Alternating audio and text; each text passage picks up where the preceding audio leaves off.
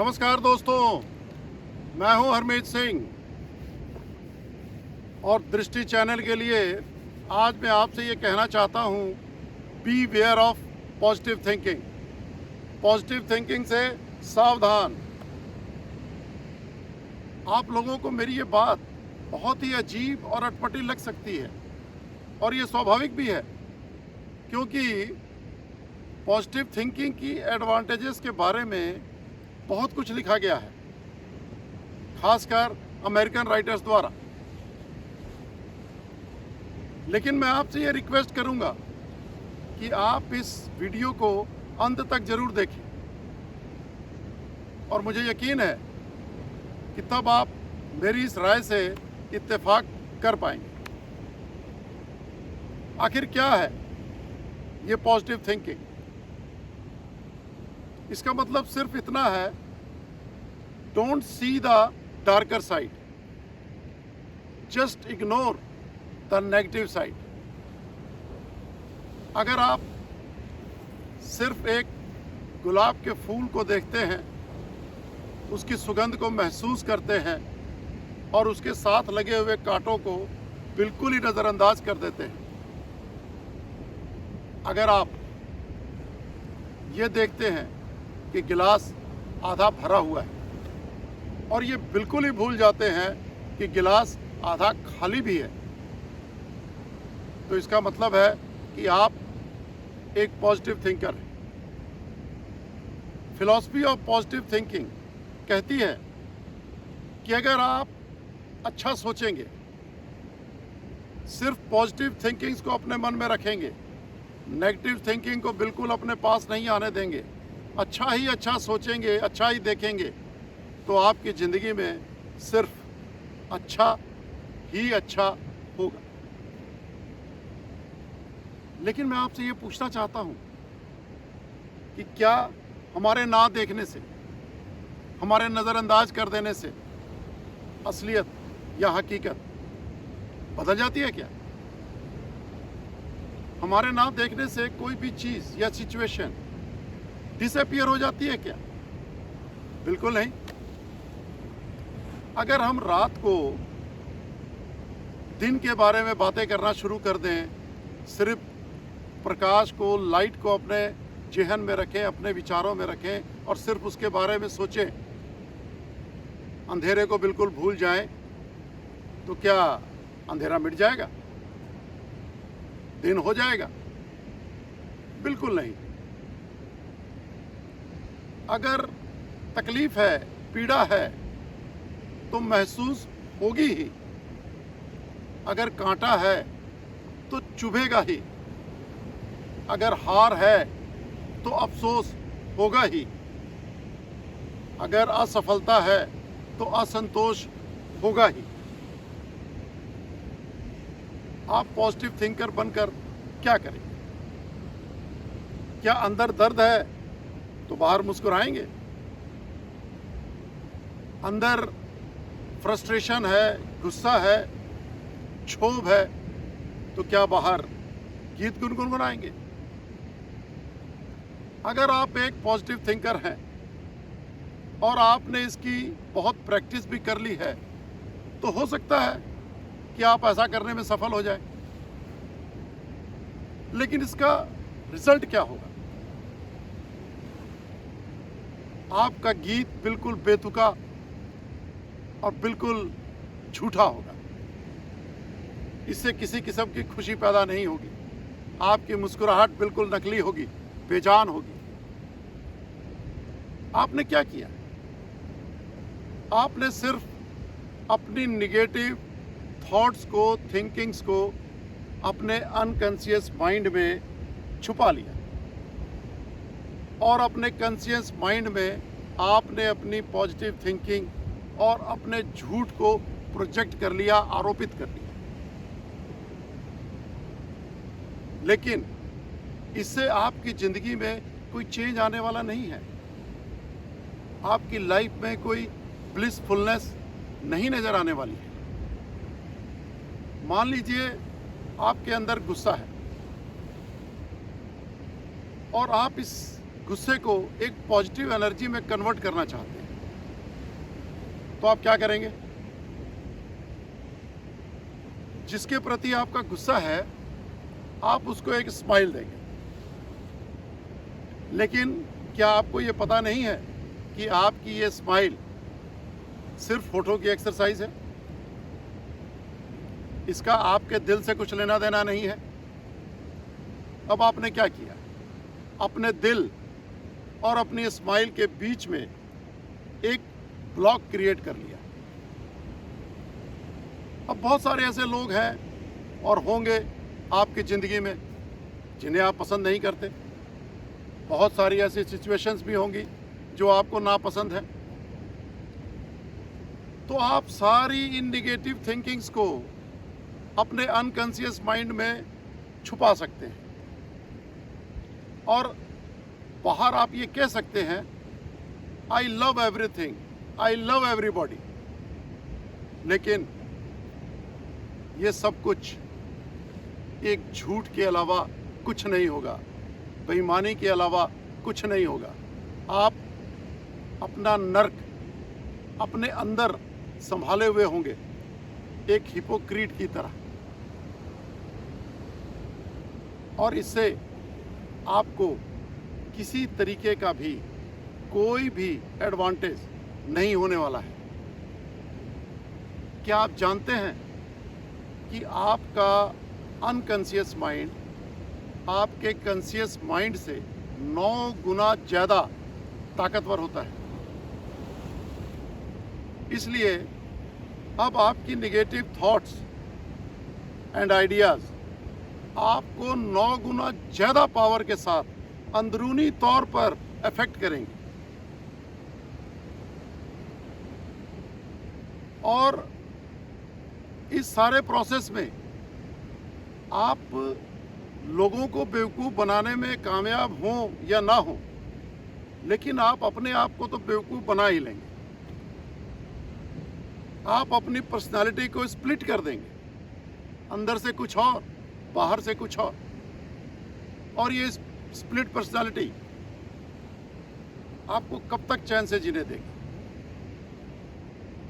ये जो कुछ कचरा आपने अपने अनकॉन्शियस माइंड में इकट्ठा किया है, ये कभी ना कभी कहीं ना कहीं से बाहर निकलने का रास्ता तलाश लेगा और बाहर आकर उसका विस्फोट होने ही वाला है।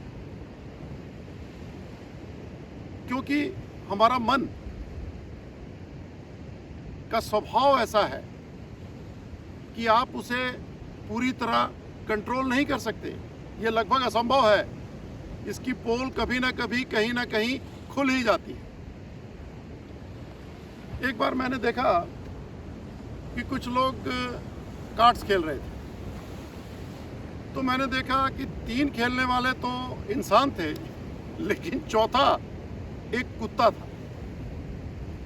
और मैं बड़ा हैरान हुआ कि वो कुत्ता बहुत ही अच्छा खेल रहा था। मैं थोड़ी देर देखता रहा और फिर मैंने उनसे पूछा कि इस कुत्ते का मालिक कौन है। तो उन तीनों में से एक ने बताया कि वो उसका मालिक था। तो मैंने उससे कहा कि your dog is really wonderful, he is a genius. क्या बढ़िया खेल रहा है, आपने इसे बहुत ही अच्छा ट्रेन किया है। तो उसने कहा कि ऐसा कुछ नहीं है, मैंने अपना बहुत ही वक्त इसको ट्रेन करने में लगाया है, बहुत ही ज़्यादा कोशिश की है, लेकिन कुत्ता तो आखिर कुत्ता है। जब भी इसके पास अच्छे पत्ते आते हैं तो इसकी दुम जो है वो अपने आप हिलना शुरू हो जाती है और ये अपने आप को एक्सपोज कर देता है। तो पॉजिटिव थिंकर के साथ ऐसा ही होता है और ऐसा ही होने वाला है। कभी आपने सोचा है कि आखिर वो कौन लोग हैं जो पॉजिटिव थिंकिंग की ओर अट्रैक्ट होते हैं? ज़्यादातर वही लोग जो एसेंशियली नेगेटिव थिंकर होते हैं। The issue here is negativity. You just want to get rid of negativity and you replace it with positivity. And here the trap begins. Positive thinking हमेशा फ्यूचर ओरिएंटेड है। ये कहती है think positive and you will be successful. अब मान लीजिए आप कोई मैच खेलने जा रहे हैं। अब आपने उस मैच के लिए सारी तैयारियां बिल्कुल पॉजिटिव माइंडसेट से की। आपने हार के बारे में बिल्कुल भी नहीं सोचा है। तो क्या सिर्फ ये बात आपकी जीत को इंश्योर कर सकती है? अगर मान लीजिए कि आप उस मैच में हार गए, तो फिर आपकी पॉजिटिविटी का क्या होगा? ये कितने देर बच पाएगी? आप घर से निकलते हैं अपने काम पे जाने के लिए, बहुत ही पॉजिटिव मूड में, बहुत ही वाइब्रेंट मूड में, लेकिन बाहर जाकर कहीं आप ट्रैफिक में फंस जाते हैं। चारों तरफ गाड़ियों का शोर, गाड़ियों का शोर, हॉर्न की आवाज़ें आपकी पॉजिटिविटी को नेगेटिविटी में बदलने में कितना वक्त लगता है? प्लानिंग और एग्जीक्यूशन दो अलग अलग बातें हैं, दो डिफरेंट डायमेंशंस हैं। प्लानिंग में पॉजिटिव होना बहुत आसान है, ये किताबी बात है, लेकिन एग्जीक्यूशन में आपको कई तरह के setbacks, no cooperation from others, so many conditions which are not in your control and बहुत सारी ऐसी सिचुएशंस जिनके बारे में आपने कोई प्लानिंग नहीं की थी, का आपको सामना करना पड़ता है। और नतीजा ये होता है कि आपकी पॉजिटिविटी बहुत ही जल्दी नेगेटिविटी में बदल जाती है। दरअसल हमारे मन का ऐसा स्वभाव है, ये एक एक्सट्रीमिटी से दूसरी एक्सट्रीमिटी पर चला जाता है, जबकि हमें ज़रूरत है एक बैलेंस की, एक चॉइसलेस अवेयरनेस की, एक रियलिस्टिक अप्रोच की। ना हमें नेगेटिव को चुनना है, ना हमें पॉजिटिव को चुनना है, क्योंकि both try to ignore other half. And remember, half truth is more dangerous than whole lie. पूरा झूठ तो अक्सर बहुत ही जल्दी पकड़ में आ जाता है, लेकिन आधा सच सच होने का भ्रम देता है और हमें उसे पकड़ने में बहुत ही कठिनाई होती है। किसी भी स्ट्रेटेजी या किसी भी प्लानिंग को सक्सेसफुल होने के लिए, पूरी तरह मुकम्मल होने के लिए, ये बहुत ज़रूरी है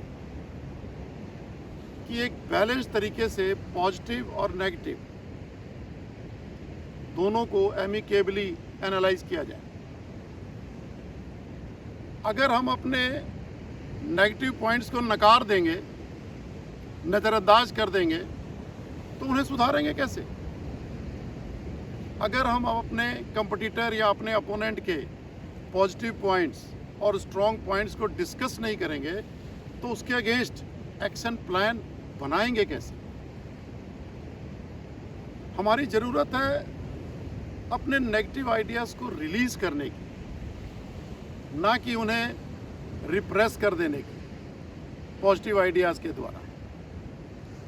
Therefore, we need to create pure consciousness, which is neither positive nor negative. If you are optimistic and positive, then you are expecting too much from your life, and that expectation will bring pain, that is for sure. You cannot just think and grow rich. Things will never happen just by believing. Therefore, don't be positive, don't be negative, be realistic. See the things as they are and act as per the situation rather than the imagination or idealism in your head. एक बार मैं cancer patient से मिला। तो उसने मुझे बताया कि उसके सगे संबंधी, उसके दोस्त यार सभी उससे हमेशा ये कहते रहते हैं, be positive, be positive, be positive. और हर कोई उससे हमेशा पॉजिटिव ही सुनना चाहता है। कोई भी ऐसा नहीं है जो उसके डर को, उसके फियर्स को, उसके डाउट्स को, उसके एंगर को सुनना चाहे या जानना चाहे।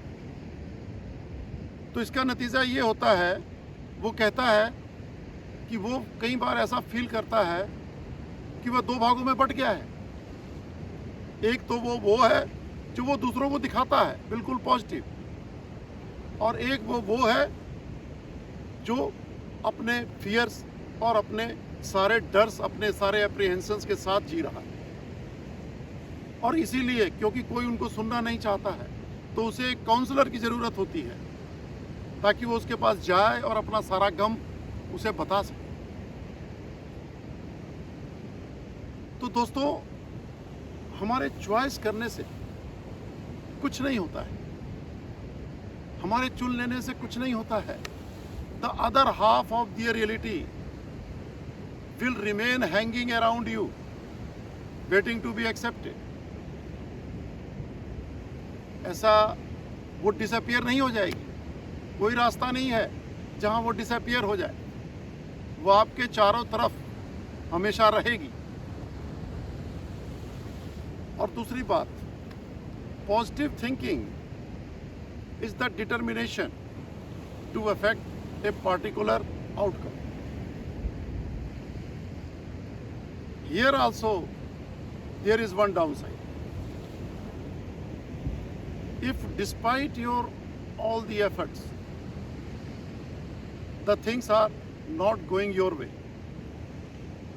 then you may feel devastated, ashamed and guilty that you have failed.